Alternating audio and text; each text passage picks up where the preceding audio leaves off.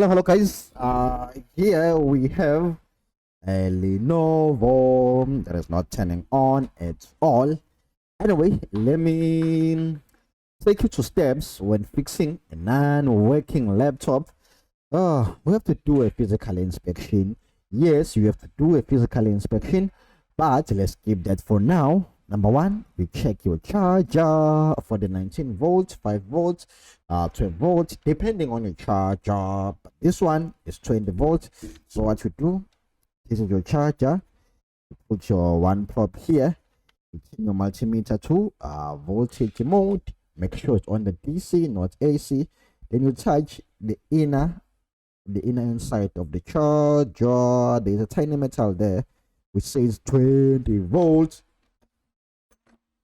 You can all see, right? Normally a working laptop, when you connect a charger, it gives you what? Gives you an LED right there. But in this case, no LED. And when you press the power button, nothing. Okay, so without a waste of time, let's go ahead. Let's open this machine. Step number one, take out the battery, remove all the screws.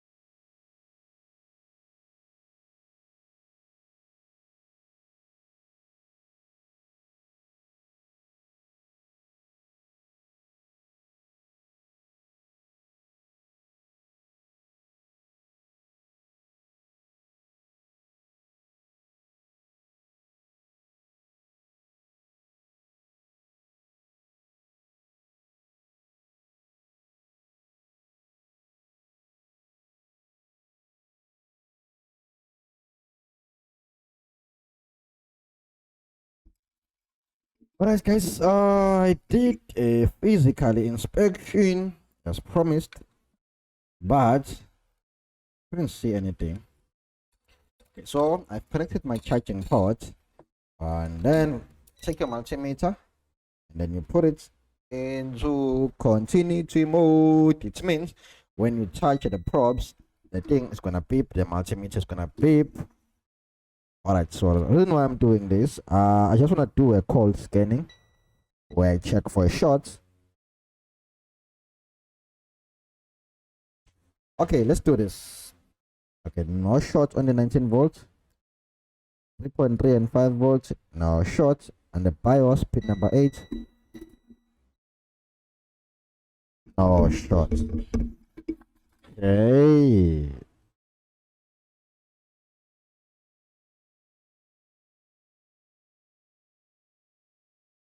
There we go. The first MOSFET is shorted. Let's connect the charger. I'm pretty sure there will be no power on the current center. You take your multimeter, you turn it into voltage mode, DC obvious, And this is a charging port. You just follow the cable. So here we should have the 19 volts. After a fuse, we should have the 20 volt, and we do. I'll show you everything under the microscope. Don't rush. And then this is the first MOSFET. There's 20 volts on the first MOSFET, on the output of the first MOSFET. What about the output of the second MOSFET? There's 0.8 volts. On the current center, 0.8 volts. I will tell you why. Let's go back here. We have the first MOSFET, which is number 1, and we have the second MOSFET, number 2, and on number 3 we have the current center. So in our case, if the first MOSFET is shorted, in our case the first MOSFET is shorted, meaning allows power to pass one way, and the MOSFET number 2 is considered there is a short on the first MOSFET. There's a problem with the first MOSFET, so I shouldn't allow power to pass on the board. Now you understand. So that's why it's not allowing power to pass, because MOSFET number 1 is shorted. I'm not sure if I do make any sense here.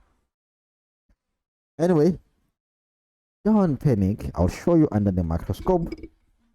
Let me take the microscope.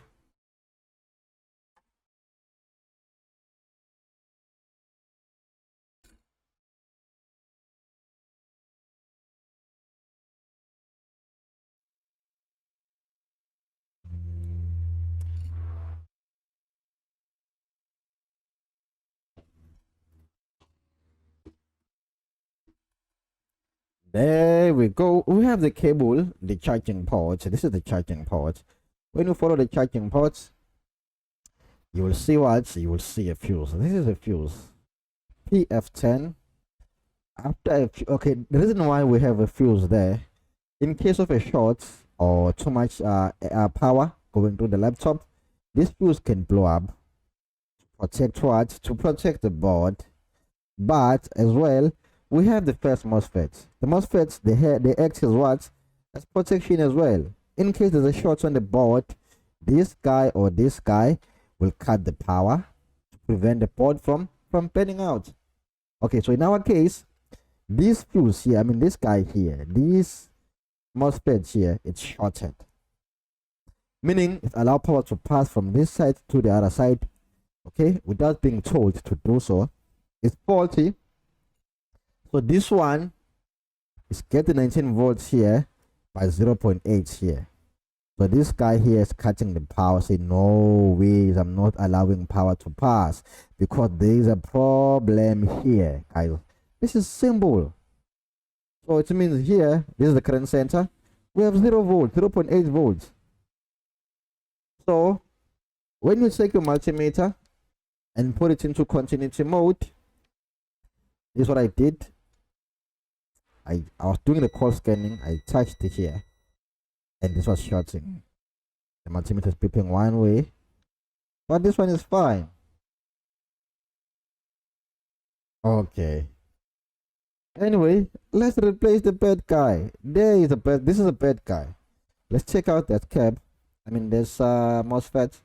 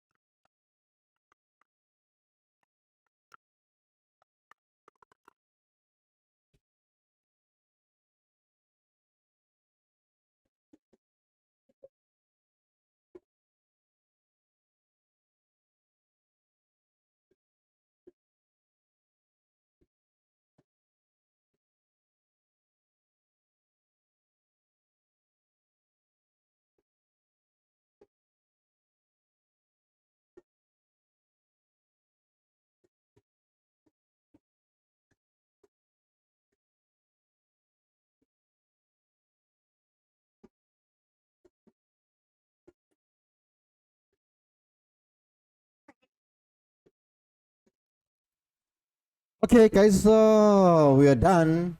Okay, the question is, how did I know that this replacement was exactly the same MOSFET that I was looking for? Anyway, let's start here. The MOSFET that was there was the P channel MOSFET. And how did I know that? You check these four numbers, 4835. It's 4 digits. The last number is 5 here in our case. Another one was 7. The reason why you have to check this number is because the last number will tell you the type. If the last number it's an even number, that will mean you are dealing or you are having an N channel MOSFET. But in our case, in this case, this is an odd number. 5 is an odd number. You can't divide it by 2. So it means this is a P channel MOSFET. That's all. You just check the last number on the 4th digit. If the last number is an even number, it means it's an N channel MOSFET. And let me say this again. If the last number is an even number, it means it's an N channel MOSFET. But whereas if it is an odd number, it means it's a P channel MOSFET. Anyway, let's put back the board.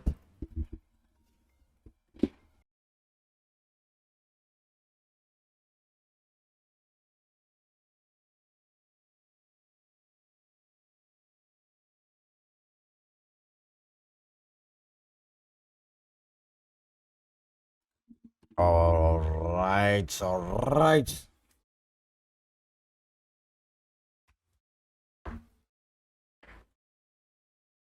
Before I continue, let me connect the charger.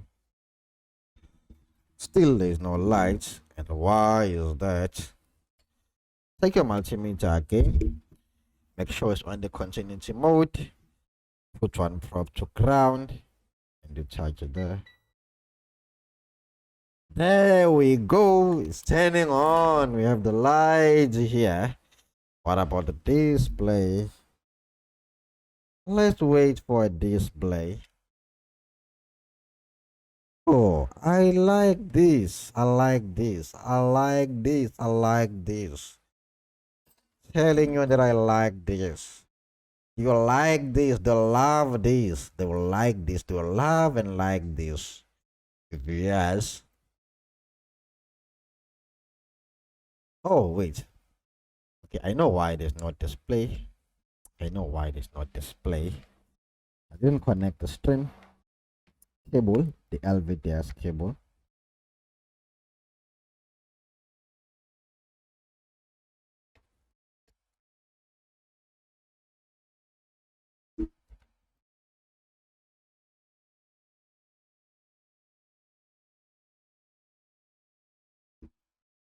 Take your multimeter again.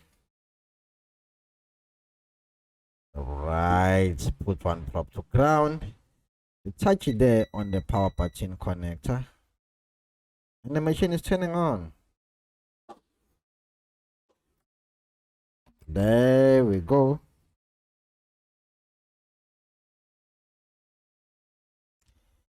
Anyway, I'm gonna see you next time, guys. Cheers and bye bye.